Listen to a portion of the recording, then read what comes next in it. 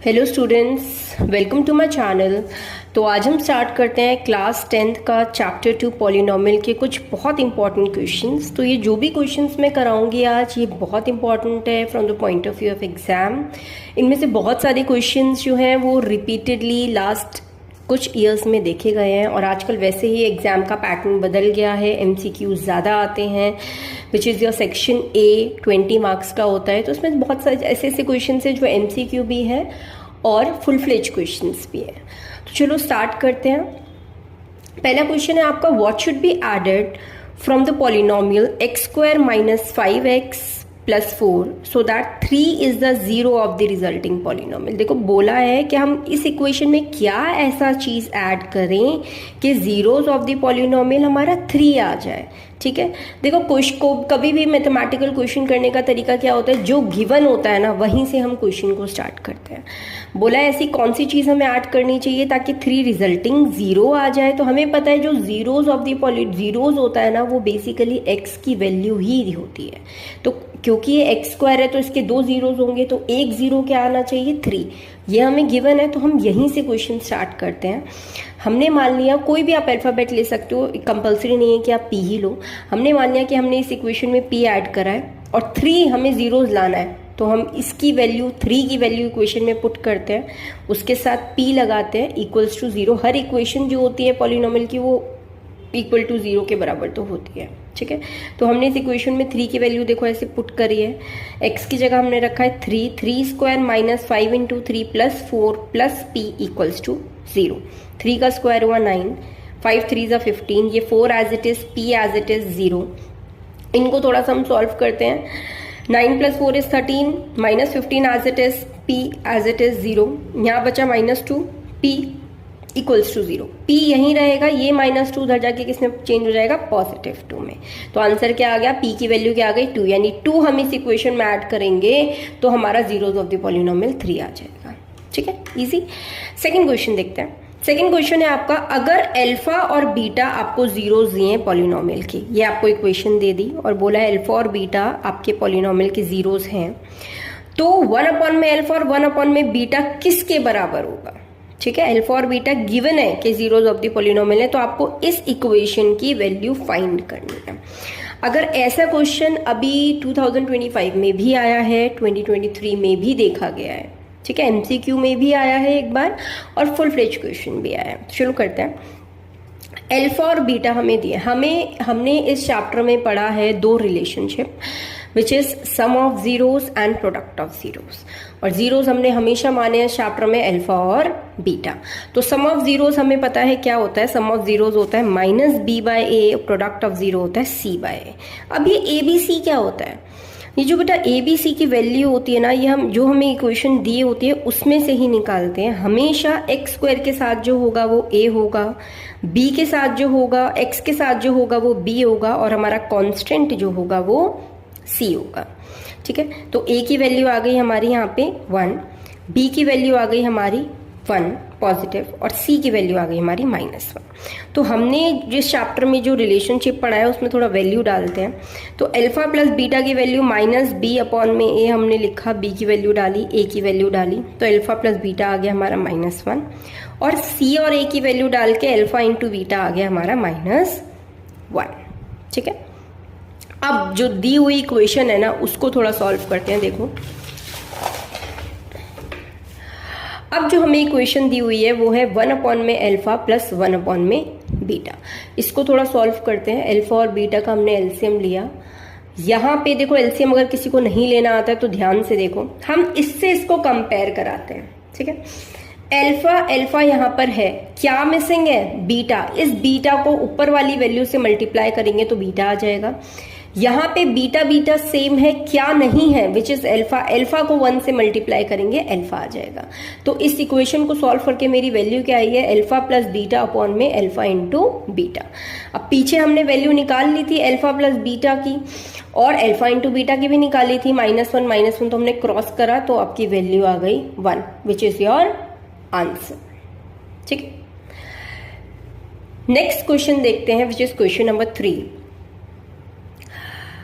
अगर अल्फा और beta zeros हैं पॉलिनोमियल के, तो वैल्यू आप फाइंड करो अल्फा प्लस बीटा की। बिल्कुल पीछे वाला सेम क्वेश्चन है, इसी तरीके से ये क्वेश्चन सॉल्व भी होगा। बस आपको उसमें 1 अपॉन में अल्फा 1 अपॉन में बीटा निकालना था, इसमें अल्फा प्लस बीटा निकालना है। तो देखो इस इक्वेशन में से अगर हम देखें तो a की वैल्यू क्या है 1, b कुछ भी नहीं है क्योंकि हमें x दिया ही नहीं है, तो हम b की वैल्यू नहीं रखेंगे। कभी कभी बच्चे क्या करते हैं, a 1 है b -1 है, c नहीं दिया मैम, ऐसा नहीं होता। जो x के साथ लिखते हैं वही हमारा b होता है। तो x के साथ की डिजिट ही मेंशन नहीं है इक्वेशन में, तो b हमारा 0 हो जाएगा और c की वैल्यू आ जाएगी हमारी -1। तो देखो हमें पता है सम ऑफ जीरोज होता है -b/a, तो हमने और हमें निकालना भी सिर्फ सम ऑफ जीरोज है, प्रोडक्ट ऑफ जीरो कैलकुलेट करने की नीड ही नहीं है, तो बहुत इजी सा क्वेश्चन है। तो हमने -b/a, क्योंकि b हमारा 0 है, ये 1, तो हमारी अल्फा प्लस बीटा की वैल्यू क्या आ गई 0, तो 0 is the correct option, you can choose. Next question आपका क्वेश्चन नंबर 4, जो बहुत इंपॉर्टेंट है। 3 नंबर में क्वेश्चन आता है एग्जाम में के की वैल्यू फाइंड करने का। कभी कभी 3 का देते हैं, कभी कभी 2 का देते हैं, it depends on the exam. ठीक है, चलो नेक्स्ट क्वेश्चन देखते हैं। If 1 0 of the polynomial px equals to 6x² plus 37x minus k minus 2 is reciprocal of the other, then find the value of k। कह रहा है क्योंकि देखो जीरोस कितने होंगे इक्वेशन में, ये कैसे पहचानते हैं, स्क्वायर्स, मतलब जितनी डिग्री होती है ना किसी भी इक्वेशन की उतने ही जीरोस होते हैं। तो यहाँ पे डिग्री क्या है इक्वेशन की 2 डिग्री, हमने 9th क्लास में पढ़ा हुआ है, highest power of the equation which is 2, तो 2 हमारे आपके इसमें जीरोस होंगे। ठीक है, एक कह रहा है एक अगर एक जीरो पॉलिनोमियल का दूसरे का रेसिप्रोकल है, ये गिवन है हमको, यानी कि इससे हमें क्या समझ में आया क्वेश्चन में, हमें पता है हम हमेशा से जीरोस अल्फा इंटू बीटा लेते हैं, अल्फा और बीटा। तो बोला अगर एक जीरो दूसरे का रेसिप्रोकल है, यानी अल्फा की वैल्यू किसके बराबर हो जाएगी 1 अपॉन में बीटा के बराबर, ये दिया हुआ है। तो आपको के की वैल्यू फाइंड करनी है। तो इसी इक्वेशन से देखो हमने क्रॉस मल्टीप्लाई करा और अल्फा इंटू बीटा की वैल्यू क्या आ गई हमारी 1। अब हम इक्वेशन से ABC निकालेंगे। a है आपका 6, b है आपका 37 और c की वैल्यू है -k -2। अल्फा इंटू बीटा हमारा 1 आ गया, और अल्फा इंटू बीटा होता क्या एक्चुअल में, रूल क्या है अल्फा इंटू बीटा का प्रोडक्ट का, c/a, तो हमने c/a लिखा, यहाँ से वैल्यू डाली। अल्फा और बीटा की वैल्यू इस इक्वेशन में 1 है, यहाँ पुट कर दी। यहाँ हमने क्रॉस मल्टीप्लाई कराया,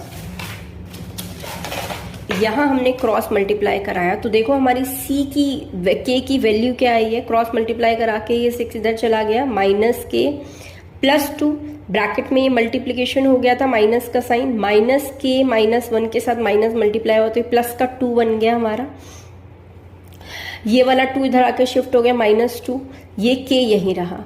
ठीक है, तो यहाँ पे आ जाएगा वैसे तो पॉजिटिव का आंसर 4, लेकिन k के साथ नेगेटिव नहीं रहेगा क्योंकि हमें वैल्यू फाइंड करनी है, तो ये नेगेटिव साइन इधर शिफ्ट हो जाएगा, विच विल बी योर -4। तो आपकी k की वैल्यू क्या आ गई -4। ठीक है, अंडरस्टूड। चलो नेक्स्ट क्वेश्चन है आपका क्वेश्चन नंबर 5th क्वेश्चन है, if the path traced by the car has zeros at -1 and 2 then it is given by. तो बेसिकली क्वेश्चन को आपको एप्लीकेशन फॉर्म में दे दिया है, जिसके अंदर बोला है a path traced by the car, उसके 2 पॉइंट है, पॉइंट को आप उन्होंने जीरोज में दे दिया है, तो जीरोज दिए आपको 2, और जीरोज हम हमेशा क्या मानते हैं क्वेश्चन के अंदर, अल्फा और बीटा। तो बेसिकली आपको अल्फा और बीटा गिवन है, और आपके जो ऑप्शंस हैं वो इक्वेशन की फॉर्म में। तो हमें क्वेश्चन देख के समझ में आ गया कि हमें जीरोज दिए हैं और हमको उसको इक्वेशन में पुट करके इक्वेशन बनानी है। ठीक है, हमें पता है कि इक्वेशन जो बनती है, स्टैंडर्ड फॉर्म जो होता है इक्वेशन का, वो होता है x² minus alpha plus beta x plus alpha into beta. तो इसके अंदर हम अल्फा और बीटा, इस इक्वेशन के अंदर हम अल्फा और बीटा की वैल्यू डाल देंगे। पहले तो अल्फा प्लस बीटा निकालते हैं, अल्फा है -1, बीटा है 2, अल्फा प्लस बीटा आया मेरा 1, अल्फा इंटू बीटा की वैल्यू आई है मेरी -2। अब इन्हीं दोनों वैल्यू को हम इक्वेशन में पुट कर देंगे और हमारी जनरल इक्वेशन आ जाएगी। तो हमारी जनरल इक्वेशन क्या आएगी, अगर हम पुट करते हैं तो जनरल इक्वेशन हमारी आएगी x² -1 की जगह, 1 तो हम लिखते नहीं है, तो हम 1 की जगह सिर्फ x लिखेंगे, x, और अल्फा और बीटा की वैल्यू है ये -2, तो इसको -2 लिख देंगे, इक्वल टू 0। ठीक है, तो ये हमारा आंसर है और ये आंसर ऑप्शन में कौन सा है, which is your C option. ठीक है, चलो नेक्स्ट क्वेश्चन है the distance between C and G. अब देखो आपको एक ग्राफ दिया हुआ है और आपको बोला है कि सी और जी के बीच में आपको डिस्टेंस निकालना है। ठीक है, तो C का पॉइंट क्या है भाई, -1 और G का पॉइंट क्या है, पॉजिटिव का 5। बच्चे क्या करते हैं कि 5 में 5 है और मैम -1 है तो माइनस प्लस माइनस 5 में से 1 गए 4। नहीं, आपको डिस्टेंस निकालना है, मैथमेटिकली कैलकुलेट नहीं करना। भाई 0 से लेके 5 तक का डिस्टेंस तो 5 ही है ना, और 0 से C तक का डिस्टेंस क्या है 1, तो इसका टोटल डिस्टेंस क्या हो जाएगा 6 यूनिट। Got it. चलो नेक्स्ट क्वेश्चन देखते हैं। नेक्स्ट क्वेश्चन है आपका क्वेश्चन नंबर 7, और क्वेश्चन नंबर 7 देखते हैं। The quadratic polynomial the sum of whose zeros is -5 and their product is 6। तो आपको अब सम ऑफ जीरोज दिए, सम ऑफ जीरोज, सम का मतलब क्या हुआ, अल्फा प्लस बीटा। प्रोडक्ट का मतलब क्या हुआ, अल्फा इंटू बीटा। और वही सेम चीज है, आपको 4 ऑप्शन इक्वेशंस के दिए हुए हैं। तो अल्फा प्लस बीटा हमें क्वेश्चन में क्या दिया है, -5, और अल्फा इंटू बीटा हमें क्या दिया है 6। आपको पता है हमने पीछे भी एक क्वेश्चन करा है, जनरल फॉर्म स्टैंडर्ड फॉर्म क्या होती है इक्वेशन की, x² minus alpha plus beta x plus alpha into beta equals to 0। अब इसी इक्वेशन के अंदर हम सारी वैल्यूज पुट कर देंगे। अल्फा प्लस बीटा की वैल्यू है -5, अल्फा इंटू बीटा की वैल्यू है 6। तो देखो x² एज इट इज, ये वाला माइनस का साइन एज इट इज, और अल्फा प्लस बीटा वाला माइनस का साइन ये ब्रैकेट में लिखा हमने, माइनस से माइनस कट आउट हो जाएगा तो ये पॉजिटिव वैल्यू आ जाएगी और ये पॉजिटिव 6। तो हमारा आंसर हो जाएगा this, which is option number A. चलो अब नेक्स्ट क्वेश्चन है question number 8। The degree of polynomial having zeros -3 and 4 only is. तो देखो आपको, हम जब भी कभी भी डिग्री वाला क्वेश्चन आता है ना, या जीरोज वाला क्वेश्चन आता है, तो हम एक बात बहुत ध्यान में रखेंगे कि जितने आपके जीरोज होते हैं बच्चे, किसी भी इक्वेशन में जितने भी जीरोज होते हैं वही आपकी डिग्री होती है। ठीक है, जीरोज हम इक्वेशन से देखते हैं, अगर कोई भी इक्वेशन क्यूब में होगी या x⁴ में होगी तो उसके उतने ही जीरोज होते हैं। ठीक है, तो इसमें आपको डिग्री निकालनी है, आपको 2 जीरोज दिए हुए हैं तो डिग्री भी क्या हो जाएगी, क्योंकि जीरोज हमारे 2 हैं तो डिग्री भी हमारी क्या हो जाएगी 2। ओके, चलो नेक्स्ट क्वेश्चन देखते हैं, विच इज क्वेश्चन नंबर 9। ये इंपॉर्टेंट है और ये 2025 में आया, यानी इसी साल ये 2 क्वेश्चन आए थे 2025 में, और ये वाला क्वेश्चन जो है ये अभी हम फर्स्ट और सेकंड हमने क्वेश्चन करा था वो भी इससे मिलता जुलता ही है। तो ये वाला क्वेश्चन थोड़ा सा लेंदी है 10th वाला। तो 9th वाला क्वेश्चन देखते हैं पहले। The graph of a quadratic polynomial px passes through the point -6, 0, 0, -30, 4, -20 and 6 zeros। तो बेसिकली ये आपके कुछ पॉइंट आपको दिए हुए हैं और बोला है जो ग्राफ है आपका वो इस पॉइंट से पास आउट हो रहा है, आपको जीरोज ऑफ द पॉलिनोमियल निकालने हैं। ठीक है, हमने इस चैप्टर के स्टार्टिंग में फर्स्ट एक्सरसाइज में पढ़ा था कि जो जीरोज ऑफ द पॉलिनोमियल होते हैं ना, वो क्या होते हैं, वो वाले पॉइंट होते हैं जितनी बार कोई भी कर्व एक्स एक्सिस को टच करेगा वो आपके जीरोज ऑफ द पॉलिनोमियल कहलाते हैं। तो अगर मैंने ये डायग्राम बनाए, फिगर बनाई है, तो इसके अंदर कितनी बार टच कर रहा है, 1, 2 और 3। तो इसके लिए जीरोज ऑफ द पॉलिनोमियल क्या हो जाएंगे मेरे 3। तो आपको वो पॉइंट बताना है इन सारे पॉइंट्स में से जो पॉइंट आपका टच कर रहा है एक्स एक्सिस पे। रफली हम बना देते हैं, देखो सारे पॉइंट मार्क करने की नीड नहीं है, एक रफ एस्टिमेशन ले लेते हैं। -6, 0, -6, 0 आपका यहाँ पे कहीं ना कहीं आएगा, यहाँ इस एक्स एक्सिस पे। 0, -30 आपका यहाँ वाई एक्सिस पे आएगा। 4, -20, 4 होता है पॉजिटिव, पॉजिटिव का एक्स एक्सिस यहाँ आएगा। -4, तो -20 आपका कहीं ना कहीं यहाँ पॉइंट आ जाएगा। तो एक पॉइंट अभी तक हमारा आया है ये -6 वाला, और एक है 6 0, और 6 0 हमारा पॉइंट भी यहीं आएगा पॉजिटिव एक्सिस पे, 6 और 0। तो मेरे 2 पॉइंट मुझे दिख रहे हैं, एक तो ये -6 वाला बना था और ये 6 वाला बना था, तो 2 जीरोज हमारे हो जाएंगे -6 और 6। ठीक है, इजी क्वेश्चन। अगर आपके कॉन्सेप्ट क्लियर है तो आप एमसीक्यू बहुत इजीली अटेम्प्ट कर सकते हो। ठीक है, 10th क्वेश्चन देखना, थोड़ा इंपॉर्टेंट है, प्लीज ध्यान से समझना इसको। चलो क्वेश्चन नंबर 10 देखते हैं। If alpha and beta are zeros of a polynomial 6x² - 5x + 1, then form a quadratic polynomial whose zeros are alpha square and beta square। देखो बच्चे, अभी तक जितने भी हमने क्वेश्चंस करे थे उसके अंदर जो जीरोस दिए थे वो अल्फा और बीटा ही दिए थे आपको। अभी हमने पीछे क्वेश्चंस करे थे सेकंड थर्ड, उसमें अल्फा और बीटा ही दिया। इसमें आपको अल्फा स्क्वायर और बीटा स्क्वायर आपको जीरोस दिए हुए हैं, यानी आपको वैल्यू अल्फा स्क्वायर और बीटा स्क्वायर की पहले निकालनी है, फिर आपको क्वाड्रेटिक इक्वेशन फॉर्म करनी जिसमें अल्फा और बीटा नहीं लोगे, आप स्क्वायर्स में इनकी वैल्यू लोगे। ठीक है, तो पहले चलो क्वेश्चन देख लेते हैं। सबसे पहले जो गिवन होता है हम वहीं से क्वेश्चन स्टार्ट करते हैं। हमें गिवन क्या है भाई, इक्वेशन हमको गिवन है। इस इक्वेशन में से ए बी सी की वैल्यू क्या आएगी, ए की वैल्यू है 6, बी की वैल्यू है -5, सी की वैल्यू है हमारी 1। तो देखो, अब इस चैप्टर में हमने 2 ही चीजें वेरिफिकेशन में पढ़ी है, sum of zeros and product of zeros. तो सारे क्वेश्चन में, और एक स्टैंडर्ड फॉर्म पढ़ी है क्वेश्चन की, सारे क्वेश्चन में यही फॉर्मूलेस लगेंगे। तो हमें पता है सम ऑफ जीरोस क्या होता है, -b/a, तो हमने -5 और माइनस का साइन लगाया, 6 नीचे रखा तो ये पॉजिटिव आ गया alpha plus beta. Alpha into beta की वैल्यू आ गई हमारी 1/6। लेकिन हमको तो अल्फा स्क्वायर और बीटा स्क्वायर के फॉर्म में लिखना है, अल्फा और बीटा के फॉर्म में हमको इक्वेशन नहीं बनानी। तो हम क्या करेंगे, इन्हीं अल्फा और बीटा से हम स्क्वायर्स की वैल्यू निकालेंगे। देखो, हमें एक इक्वेशन हमने पढ़ी हुई है, 9th क्लास में भी पढ़ी है हमने, जो प्रॉपर्टीज होती हैं a + b का होल स्क्वायर। क्या होता है, a² + b² + 2ab, यही होती है इक्वेशन। तो हमने क्या करा, हमने इस इक्वेशन में से इसकी वैल्यू निकाल ली, यानी कि x² + बीटा का, अल्फा का स्क्वायर और बीटा का स्क्वायर रखा इधर, और ये वाली चीज जो है इधर जाके माइनस में कन्वर्ट हो गई।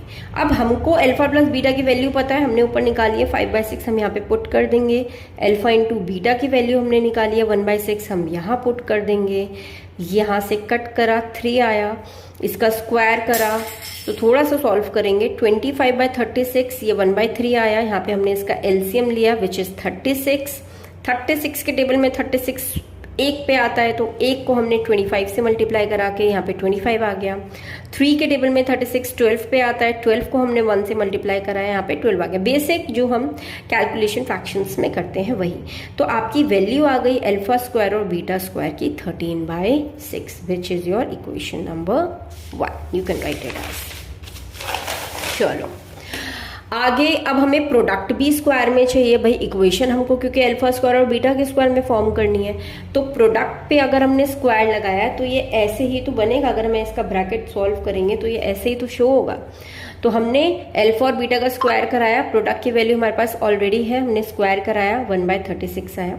स्टैंडर्ड फॉर्म हमको पता है। अब इस स्टैंडर्ड फॉर्म में हमने चेंजेस क्या करें, जहां जहां अल्फा और बीटा था हमने स्क्वायर लगा दिया, क्योंकि क्वेश्चन के अंदर वैल्यू ही, इक्वेशन ही आपको स्क्वायर्स में फॉर्म करनी है। ठीक है, तो हमने स्क्वायर लगाया जहां जहां एक्स और अल्फा और बीटा था, तो और वैल्यूज हमने डाल दी। अल्फा स्क्वायर प्लस बीटा का स्क्वायर, अभी हमने पीछे 13/36 कैलकुलेट करा है, यहाँ पे जो वैल्यू आई है 1/36 आई है। तो हमने नॉर्मली जो भी वैल्यूज कैलकुलेट करी थी वो हमने पुट कर दी इस इक्वेशन के अंदर। अब होता क्या है, अगर आप यहाँ पे इक्वेशन छोड़ के आओगे ना तो ये आपका गलत हो जाएगा। क्यों भाई, क्योंकि इक्वेशन कभी भी फ्रैक्शन के फॉर्म में नहीं होती। इक्वेशन को हमको नंबर्स के फॉर्म में, होल नंबर्स के फॉर्म में, इंटीजर्स के फॉर्म में हम कभी नहीं छोड़ते, होल नंबर के फॉर्म में हमें इसको कन्वर्ट करना होता है। तो हमने क्या करा, यहाँ पे एलसीएम लिया 36, नॉर्मली इक्वेशन बनाई, ये 36 x से मल्टीप्लाई होकर ये आ गया, ये 1 से मल्टीप्लाई हो गए विच इज -13 और 1। थोड़ी सी कैलकुलेशन, बेसिक कैलकुलेशन जो हमने अभी एलसीएम के अंदर निकालने के लिए की थी वही, ये 36 इधर जाके 0 के साथ मल्टीप्लाई होगा तो 0 बन जाएगा और ये हमारा रिक्वायर्ड आंसर आ जाएगा। ये क्वेश्चन आपका 3 नंबर का आया था इन सेक्शन सी। ठीक है, तो ये सारे क्वेश्चंस बहुत इम्पॉर्टेंट थे और रिपीटेडली एग्ज़ाम्स में आते हैं, तो आप इनको प्रैक्टिस करो। कोई क्वेश्चन नहीं समझ में आया है तो प्लीज़ रिपीटेडली वीडियो को देखो। और भी ज़्यादा हर चैप्टर के आपको मेरे चैनल पे इम्पॉर्टेंट क्वेश्चंस मिल जाएंगे। सारे इम्पॉर्टेंट क्वेश्चंस और एनसीईआरटी को थॉरोली पढ़ने के लिए मेरे चैनल को सब्सक्राइब करो। Thank you.